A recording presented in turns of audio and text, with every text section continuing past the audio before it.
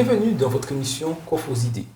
Aujourd'hui, nous avons Davis, Saïda et Guillaume avec nous pour discuter de cette leçon autour du sabbat.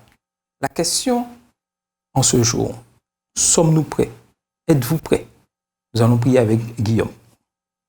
Père Céleste, nous te remercions pour le moment que tu nous permets d'avoir aujourd'hui. Nous te demandons de nous aider dans l'étude de ta parole. Aide-nous à retirer quelque chose de pratique pour notre vie de tous les jours, pour que nous puissions améliorer notre vision du sabbat au nom de Jésus. Amen. Amen. Alors, si je vous dis, j'y ai toujours Prêt. Alors, qu'est-ce que ça signifie pour vous? J'y ai toujours prêt. Ça voudrait dire qu'en tout temps, nous devons être prêts justement pour aller, pour évangéliser, pour parler parler de Dieu à ceux qui sont autour de nous. Alors, On peut définir JA déjà, jeune adventiste. Comme ça, il a dit prêt à obéir à l'ordre de Dieu. Après, le terme prêt implique aussi une préparation. oui. On n'est pas prêt d'un coup. Il y a un Ça, processus. oui, Guillaume, tu poses vraiment là, tu vois, droit au but directement. Oui, être prêt tout en se préparant. Est-ce que c'est quelque chose d'évident? Vu comme ça, non, hein, mais bon. On verra bien. Non, c'est pas évident d'être prêt tout en se préparant parce qu'en fin de compte, on se dit on n'est jamais prêt. Des fois, je me dis, bon Seigneur, viens. Et après, je me dis, bon Seigneur, est-ce que je suis vraiment prête à avoir ton retour imminent là? Donc, du coup, c'est vrai que c'est une ambivalence. C'est vrai que ça dépend aussi de d'où on se situe, comment on se sent. Voilà, quel est notre positionnement en fait face à Dieu à certains moments de nos vies, quoi. Tout à fait. Être prêt, être en préparation. C'est ça l'idéal. C'est-à-dire, prenez l'exemple. Alors, vous savez qu'à n'importe quel moment, il peut pleuvoir. Comment vous vous préparez à cela? On rentre le linge. Oui, mais quels On sort le parapluie. on a toujours un parapluie au cas où. C'est-à-dire que je suis prêt en cas de pluie. Je peux sortir mon parapluie. Je suis dans cette préparation. Et dans cette préparation, je me suis armé d'un parapluie au cas où, s'il pleut. C'est pareil. En tant que jeune adventiste du 6e jour, nous devons être prêts. C'est-à-dire pouvoir suppléer les dirigeants lorsqu'ils sont en difficulté. Mais après, est-ce qu'il faudrait toujours qu'on soit avec notre parapluie, qu'il pleuve ou qu'il pleuve pas? Pourquoi pas? Si le parapluie s'il n'est pas embarrassant, si un tout petit parapluie, ça va, il ne nous gêne pas. Vaut mieux même être embarrassé par un parapluie parce qu'il n'a pas plu que d'être mouillé parce qu'on ne s'était pas préparé. Tout à fait. Effectivement, tu as raison. En fait, j'aime bien l'image du parapluie parce que souvent, on a tendance à oublier nos parapluies. C'est-à-dire qu'on arrive à un endroit avec un parapluie, au final, on ne sait pas du tout où est le parapluie. Et dans l'embarrassement, en fait, je me dis, on doit toujours marcher avec Dieu, et ne jamais se sentir embarrassé de sa présence à nos côtés, ni non plus avoir honte de sa présence face à tous ceux qui nous entourent. Donc, l'image du parapluie est je trouve qu'elle est assez pertinente par rapport au fait d'être prêt. Tout à En fait. tout C'est temps. vrai, ça me fait penser quand tu parlais de l'image du parapluie. Souvent, quand on rentre à l'endroit, on dépose le parapluie à l'entrée. Des fois, ça arrive de partir, de laisser le parapluie là. Par exemple, à l'église, il y a toujours un parapluie que quelqu'un a laissé là. Personne ne sait c'est à qui. Et voilà, quoi. À chaque fois, souvent dans nos activités, on emmène Dieu avec nous jusqu'à la porte. Et quand on rentre dedans, ben voilà. Tout à fait. Et il y a aussi l'aspect financier. Nous utilisons, et c'est largement conseillé d'avoir des plans d'épargne, de l'argent mis de côté, en cas de difficulté, au cas où, si un événement majeur contraignant arrive, nous avons cette somme pour pouvoir venir. Mais en tant que jeune adventiste du 7e jour, comment être prêt face, je dirais, aux attaques de l'ennemi? C'est une question assez difficile. Parce que c'est souvent, lorsque nous sommes au plus bas, que l'ennemi attaque. C'est souvent quand notre relation avec Christ est un peu en dents de scie que l'ennemi nous attaque. Il ne nous attaque jamais quand on est dans la louange, quand on est dans l'adoration, quand tout va bien, quand Seigneur Jésus, voilà, je t'aime, etc. Il apparaît souvent quand on est vraiment dans le creuset, qu'on est vraiment au plus bas. Du coup, comment être prêt? Il faudrait dire qu'il faut qu'on soit toujours constant, alors que la course chrétienne, c'est vraiment un cheminement. Il y a des hauts, il y a des bas. Et donc, je ne pourrais pas dire qu'on peut être prêt face à l'ennemi. On sait qu'il y a un ennemi qui est là, qui est redoutable et qui cherche à nous dévorer. Mais être prêt, ça veut dire toujours se dire que, laisser la place au Seigneur et des fois, on laisse pas trop la place au Seigneur, on préfère notre moi qui domine en fait. Étant donné que nous devons être des exemples dans tout ce que nous faisons, et l'exemple suprême, c'est Christ. Et lorsque nous voyons Dieu dans la création, nous voyons que Dieu, lui, il s'était préparé à tout. Oui ou non? Oui. Oui. C'est vraiment préparé à tout. Il créa les choses en ordre, le premier, deuxième jour, troisième jour, quatrième jour, cinquième jour, sixième jour, septième jour, jour du sabbat. Tout était parfait, clair, net, le plan était OK. Mais il avait prévu 2 options. Que l'homme reste fidèle ou que l'homme pêche, il serait toujours prêt. Alors, comment appliquer, je dirais, cette planification de Dieu à nos vies aujourd'hui, dans notre fonctionnement, je dirais, de tous les jours? Alors, je vais répondre à la précédente question, si tu permets, concernant être prêt face aux attaques.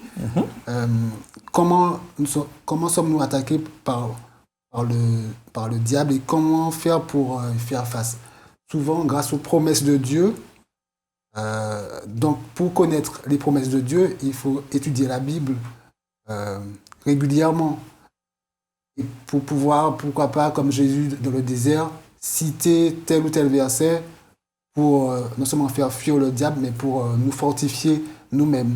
Donc, un des moyens de prévention, je dirais, face aux ennemis, face aux attaques de l'ennemi, c'est étudier la parole, avoir les promesses de Dieu en tête et lui faire confiance. OK. Un autre élément auquel j'ai pensé, c'est demander l'aide du Saint-Esprit, parce que le Saint-Esprit est très important dans notre lutte de tous les jours face aux tentations, face aux attaques de l'ennemi, comme tu disais. C'est toujours important de s'assurer d'être rempli du Saint-Esprit. Lorsque nous regardons comment Dieu créa le monde, il y a quelque chose vraiment de particulier. Surtout à la fin, lorsque nous voyons dans Genèse 2, verset 2, ce qui est dit, Dieu, après avoir achevé son œuvre, se reposa le 7e jour de tout son travail. C'est-à-dire que tout était organisé, tout avait été prévu, planifié, et il arrivait à la fin, là, voilà, tout est accompli. Dans notre adoration, nous, en tant que jeunes adventistes du 7e jour, comment arrivons-nous, dans quel état arrivons-nous chaque vendredi soir dans notre fonctionnement d'adorateur du sabbat? Comment voyez-vous ce jour-là, quand le vendredi arrive? Est-ce que c'est un jour vraiment, on aspire à ce jour, on se dit, zut alors, vendredi, why? Dès le dimanche, on va se fixer certains objectifs pour, dans l'idéal, finir tout notre travail de la semaine à temps, afin de pouvoir entrer dans le sabbat serein et en ayant fait un bilan, dans l'idéal, positif de notre semaine. Alors, si je voulais ajouter quelque chose par rapport à la perception du sabbat dont je parlais plus tôt, alors souvent on a tendance à voir le sabbat comme une période de temps plus ou moins libre. C'est-à-dire qu'on a nos activités pendant la semaine et puis bon, des fois ça déborde un peu, mais bon, c'est pas si grave. Alors que je pense que c'est important de voir le sabbat comme un rendez-vous, quelque chose qu'on a déjà prévu à l'avance et qui est par exemple, qui est déjà prévu. On parlait de prévision, non seulement prévision de la semaine, mais prévision du sabbat. Une certaine heure. Si je dis que j'ai rendez-vous par exemple aujourd'hui à 9h, je dois être là à 9h. Là, je me dis, bon, si à 10h30, bon, c'est pas grave. Comment, lorsque j'arrive le vendredi soir, est-ce que je peux dire, comme Dieu l'a qualifié, est-ce que je peux dire, tout est bon, enfin la semaine se termine et je entre dans ce repos? Est-ce que je peux dire ça? Ou si je ne le dis pas, pourquoi et comment puis-je arriver à dire le vendredi, tout est bon, j'entre dans ce repos? Je pense que c'est une question effectivement de planification. C'est-à-dire que ça m'arrive souvent, régulièrement, que je rentre dans le sabbat de manière speed, de manière électrique, parce que ma semaine, voilà, je finis tard le vendredi. Donc c'est vraiment la course, c'est vraiment une course à tout faire, à tout préparer et tout. Mais effectivement, si on planifie, comme Dieu l'a fait chaque jour de la semaine, il y a eu quelque chose de précis. Forcément, quand je rentre dans le sabbat, j'ai l'apaisement, j'ai la paix que Christ veut qu'on ait pour justement être dans l'adoration du sabbat. Mais si effectivement on est comme moi, c'est la course, et puis c'est pas un rendez-vous, donc je débarque dedans, et puis pouf, ça me tombe dessus, il faut tout faire, effectivement. Je ne suis pas dans la même adoration, de la même préparation que les autres, quoi. Ben, je te rassure, tu n'es pas la seule dans le cas. Et je pense que nous sommes tous dans le cas. Mais nous sommes appelés à corriger, à nous améliorer. Et ça c'est quelque chose de très important. Et lorsqu'on lit ce que l'apôtre Paul nous dit dans 1 Corinthiens 10, verset 31, « Ainsi que vous mangiez, que vous buviez ou que vous fassiez quoi que ce soit, faites tout pour la gloire de Dieu. » Donc, si nous voulons être prêts le vendredi soir, entrer dans le sabbat, il est important que durant toute la semaine, que nous entrons, que nous faisons tout ce qui glorifie Dieu dans ce que nous mangeons, dans ce que nous buvons, dans ce que nous disons, comment nous exprimons, nos échanges. Tout doit être tourné vraiment vers cette adoration vers Dieu, mais ça commence depuis le premier jour de la semaine. Alors, est-ce que c'est quelque chose de, on dirait, facile? Je veux dire que pour d'autres événements, on arrive à planifier des fois plusieurs mois avant certains anniversaires importants ou d'autres événements. On s'organise parce qu'on est déterminé à ce que le jour J soit une réussite. Donc on pourrait le faire avec de la volonté pour le sabbat. Tout à fait. Non, mais tu as entièrement raison, effectivement, parce que quand c'est vrai que pour les choses, entre guillemets, profanes, c'est vrai qu'on planifie, on organise tout, on fait des réunions pour que tout soit carré, tout soit parfait le jour J. Effectivement, pour le sabbat, alors peut-être parce que c'est hebdomadaire, et c'est vrai qu'on ne planifie pas, en fait, et on ne se retrouve pas dans une adoration telle qu'elle devrait être. Mais tu as raison, effectivement, il faudrait qu'on ait le même état d'esprit, en fait, que ce soit un événement sacré ou profane, qu'on reste sur la même lignée de la planification. Donc concrètement, comment planifier cela? Alors, je dois, exemple, le vendredi soir, qu'est-ce que je dois planifier à l'avance pour entrer vraiment en ce jour de repos pleinement? Sachant que ce jour-là commence au coucher du soleil, pas à 18h ou 18h30, coucher du soleil. Alors, ça dépend de la période de l'année, Charles. Oui, non, ouais, c'est pour ça que j'ai bien précisé, coucher du soleil. Pas ici, en tout cas. Oui. Non, mais ici en Martinique, en décembre 17h30, en juillet 18h30. Une heure de temps, ça fait déjà une belle différence. Hein? Donc, alors, comment planifier ça? Comment je rentre dans ce jour-là? Est-ce que j'arrive là, vendredi soir, sabbat, et puis bon, voilà, Seigneur, nous voilà. En paix, en fait, comme l'a dit Guillaume, il faut réclamer l'Esprit Saint, l'aide du Saint-Esprit, afin de nous permettre de planifier et de rentrer dans le sabbat. Parce que si nous n'avons pas été connectés à Dieu, effectivement, et c'est vrai en fait, moi je vois que quand ma semaine a été éreintante et que j'ai prié de façon tellement sommaire, ça se traduit en fait dans mon adoration du samedi.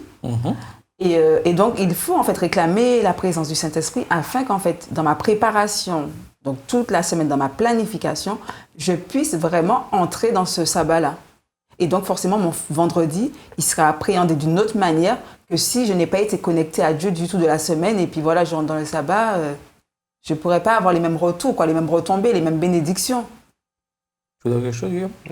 Okay. Donc, oui, vas-y. De façon concrète, si on ne veut pas se retrouver le vendredi avec des choses comme repassage, préparation du repas, course, il est bon peut-être d'acheter un agenda, mais de planifier les choses. Planifier et de faire chaque jour un peu. Tout à fait. Alors, je vais poser quelques questions, bien réfléchir, et vous allez essayer de me répondre dans quel sens, comment vous voyez les choses. La véritable observation du sabbat doit inclure un examen de la semaine, de travail passé. Le travail, a-t-il été bien fait? A-t-il exprimé la bonté? Voilà qui est essentiel car un travail minable, bâclé, négligé représente mal le caractère de Dieu et ruine le vrai repos du sabbat. Le vrai repos du sabbat et le repos du travail bien fait, c'est une vie de piété. Que pensez-vous de cette déclaration-là? Non, elle est juste, elle est vraie. Concrètement, des fois, je suis dans le travail bâclé, mal fait, non fait, fait à la va-vite.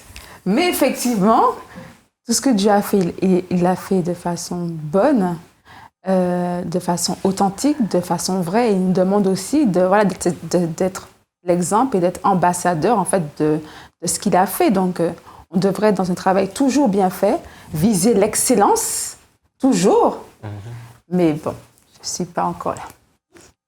Et lorsque je regarde ça, je me dis, mais c'est vrai que, imaginez-vous que pendant toute la semaine, vous avez bâclé le travail mal fait, tout ça, et que vous entrez au jour du repos, le sabbat.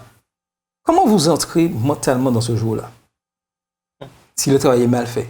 Et mettez-vous dans cette conception. Nous avons donné travail mal fait, c'est-à-dire, bon, je savais que j'avais telle chose à faire, mais bon, je ne l'ai pas fait ou je l'ai bâclé, j'ai vite fait. Je pense qu'il y a quelque chose qui reste encore en tête, quelque chose, un remords ou quelque chose comme ça. Parce que c'est bien marqué, tu seras 6 jours et tu feras tout ton ouvrage.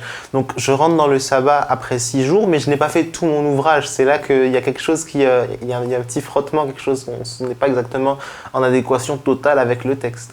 Et j'ajouterais que si nous voulons profiter pleinement de ce jour de repos, il faut que nous ayons fait le travail de manière d'une grande fidélité et de manière correcte et de l'avoir bien fini. Parce que notre ennemi, ce qu'il fera, il va nous mettre en plein cul d'adoration. Rappelle-toi durant la semaine, tu vas dire, ah mais j'ai pas fini ça. Ouais, bon, lundi, je suis au top, hein. Je suis au top. Lundi, il faudra que je fasse ça pour rattraper, ah oui, parce que j'ai pas fait ça, il faut rattraper ce que je n'ai pas fait jeudi, avant-hier. Donc, nous ouvrons le simple fait de bâcler le travail, nous laissons notre ennemi entrer dans notre envoyer un message de cerveau pour nous rappeler que le travail que je n'ai pas fini jeudi, et que je dirais sans hasard, ça tombe toujours pendant le culte d'adoration, me rappeler que lundi, il faudra que je termine le travail. Et est-ce que je suis dans l'esprit d'adoration? Non, avec un esprit qui n'est pas tranquille, on ne peut pas vraiment adorer. Et si le vendredi, on fait un bilan honnête de notre semaine, si on s'est rendu compte qu'on n'a pas été excellent, ben la semaine d'après, si on est vraiment honnête, on devrait s'améliorer et aller d'amélioration en amélioration. Tout à fait. Donc, l'important de toujours bien faire le travail. Et quelle que soit la semaine. Et surtout, quel que soit l'endroit. Même lorsque nous sommes à l'école, d'avoir pris le temps de faire les devoirs dans les temps, remis au bon moment, afin de rentrer, je dirais, correctement dans ce jour et être prêt. Est-ce que c'est quelque chose de facile? Non, c'est pas facile, mais il faut pouvoir aussi se remettre en question. Et je pense qu'en tant que chrétien, en tant que jeune adventiste, il faut savoir où j'en suis et comment je me positionne et est-ce que ce que je fais est bien ou est-ce que ce que je fais n'est pas bien et comment m'améliorer. Mais si je ne me remets pas en question par rapport au travail mal fait, non fait, ben forcément, mon cheminement, il sera toujours le même et je n'aurai pas d'évolution. On va dire, mais ça fait 10 ans, 20 ans, 40 ans et je n'ai pas eu de changement parce que justement, je ne me suis pas remise en question. Pour moi, mon travail, il était bien fait ou il était mal fait parce que un tel ne fait pas son travail, je n'ai pas fait le travail d'un tel. Enfin, toujours rejeter la faute sur les autres, en fait. Donc, je me dis, il est quand même essentiel et important dans notre spiritualité, dans notre croissance, de se remettre en question pour justement faire un bilan, mais authentique et vrai. Parce que si je fais un bilan et puis... je n'ai pas fait parce que voilà, il y a X, Y excuses. Toutes les semaines, je ferai toujours le même bilan et il ne va rien ressortir en fait. Oui. Ça me fait penser que l'observation du sabbat a non seulement une portée spirituelle, mais ça a une influence sur notre vie pratique. Quel travailleur on est? Est-ce qu'on travaille bien? Et c'est important. Oui, être fidèle dans tout ce que nous faisons. Tu veux ajouter quelque chose? Après, je trouve ça intéressant la façon dont l'entrée du sabbat, du premier, de Dieu dans le premier sabbat, il a dit tout ce qu'il a fait était bon, c'est-à-dire qu'il n'a rien laissé derrière lui, il n'y a pas de remords, il n'y a pas de regret ou de planification de ce qu'il va faire la semaine prochaine. Il rentre vraiment avec une légèreté, une paix du cœur. On a l'impression qu'il dépose vraiment son fardeau, sa charge de la semaine à l'entrée du sabbat. Et c'est ainsi qu'il rentre libre dans le sabbat. Après, c'est pas ce qu'on fait tous les jours. Hein. Souvent, on dépose une partie du sac et puis on garde quand même la sacoche avec quelques problèmes à développer. La monnaie. C'est ça. Voilà. Donc, et c'est vrai, et ça c'est très important. Il est important d'arriver le vendredi et de pouvoir dire tout est bon. Et ça c'est quelque chose, nous avons cette chance-là d'avoir 52 sabbats durant l'année, donc 52 préparations multipliées par le nombre de vies que nous avons. Donc nous avons constamment le temps de nous préparer pour ce moment-là. Il y a de quoi s'améliorer aussi, au Oui. fur et à mesure. La question est, sommes-nous prêts? Et Je pense pas qu'on va répondre prêt. Hein. Je pense pas, non.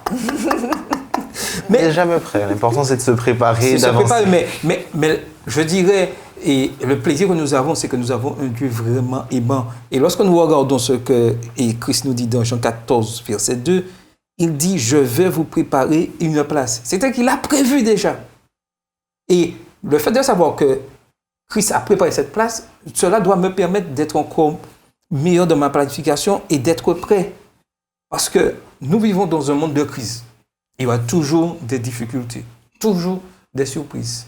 Malheureusement, nous pouvons avoir un meilleur ami avec nous et du jour au lendemain, il devient notre ennemi.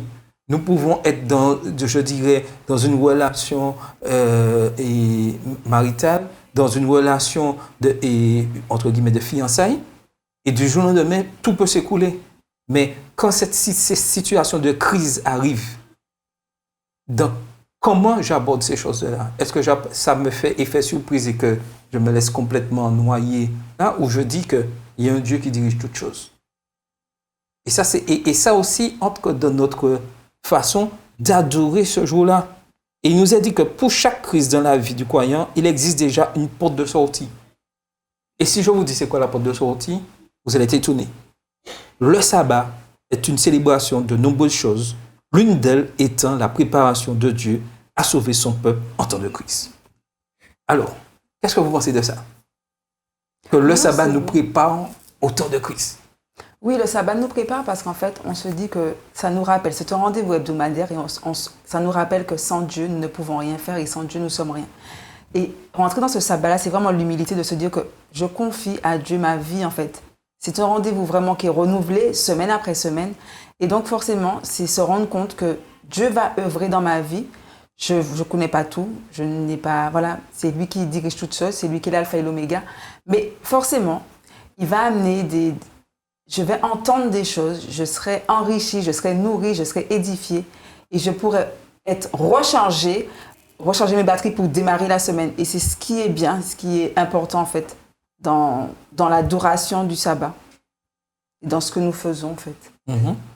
Observer le sabbat chaque semaine, c'est aussi s'entraîner, prendre l'habitude de vraiment déposer tous nos soucis à Dieu, parce qu'on peut avoir un problème le vendredi qui n'est pas résolu, mais pourtant avec Dieu on va réussir pendant les 24 heures du sabbat à l'oublier, et ça nous apprend à compter sur Dieu vraiment. Donc, je ne sais pas si on va oublier, vraiment. Je ne sais pas si on va oublier. Si tu veux être en paix, tu n'as pas le choix. Mais je sais que je vais entendre quelque chose qui va me fortifier, m'aider à tenir bon dans la difficulté. Mais je ne sais pas si je serai amnésique à oublier mon problème. Alors la question... Attends, mais non, sous ta réaction, la question, qu'est-ce que Dieu nous demande? À oublier ou à ne pas oublier? C'est faisable ou c'est pas faisable? À lui faire confiance. Mais à lui faire confiance, c'est me peut oublier? Je ne sais pas, je pose la question comme ça. Hein. Lui faire confiance. Peut-être pas oublier, mais déposer le problème à ses pieds, sachant qu'il aura une solution qu'on ne connaît pas. Et on n'a pas oublié qu'on a ce problème, mais on sait qu'on aura une solution.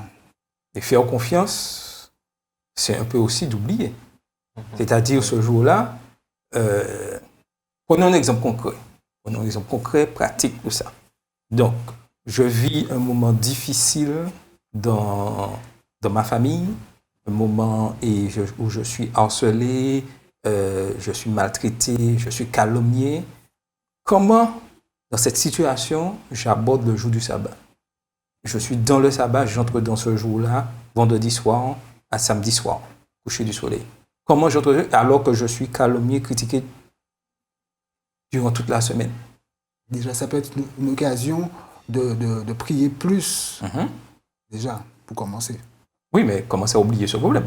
Après, je pense que le sabbat aussi est une occasion pour laisser Dieu nous décharger. Des fois, on n'arrive pas à se décharger tout seul. C'est vraiment l'occasion de venir à ses pieds et de vraiment faire ce cheminement pendant ces 24 heures, pouvoir se décharger, se libérer et pas ramasser le fardeau qu'on a déposé avant d'entrer dans le sabbat, mais de vraiment s'en libérer, de passer à autre chose pour avancer. C'est vraiment presque une retraite spirituelle. Oui, mais qu'est-ce que Dieu nous dit? Déchargez-vous sur moi de Tous vos soucis. de tous vos soucis. Il dit tout. Mais est-ce que c'est Il y a uniquement le tout. sabbat? Non. Alors, Après, c'est une occasion spéciale. Ça. oui, c'est une occasion spéciale. Est-ce que notre problème, ce n'est pas que nous voulons uniquement nous décharger le samedi, le jour du repos, et puis le jour de la semaine où on reprend le fardeau? Est-ce que ce n'est pas ça qui nous empêche des fois d'oublier le problème? C'est vrai. Non, c'est vrai, en plus, c'est vrai. C'est vrai, je Et c'est ça le problème, c'est que Dieu nous dit, il ne nous a pas dit c'est le sabbat qu'il faut c'est pas ce qu'il a dit. Il a dit déchargez-vous. Et nous voulons le plus souvent porter la charge durant la semaine et puis nous décharger. C'est pas possible. C'est vrai, il y a un manque de foi par là. On se dit que Dieu ne peut pas nous décharger hors de ça, puisque c'est hors de ses horaires pour nous. Tout à fait. Dans ce cas, ouais, ça rejoint ce que David disait. Effectivement, si pendant toute la semaine je me suis déchargée, forcément dans le sabbat, je peux oublier. Et je peux être prêt. Et je peux être prêt. Mais si durant la semaine, effectivement, j'ai gardé mon sac poubelle, durant la semaine, j'ai gardé mon sac poubelle, le sabbat, je vais déposer, ben ouais, effectivement. Mission impossible. C'est une mission impossible. Oui, Tout à fait. Et c'est là être prêt.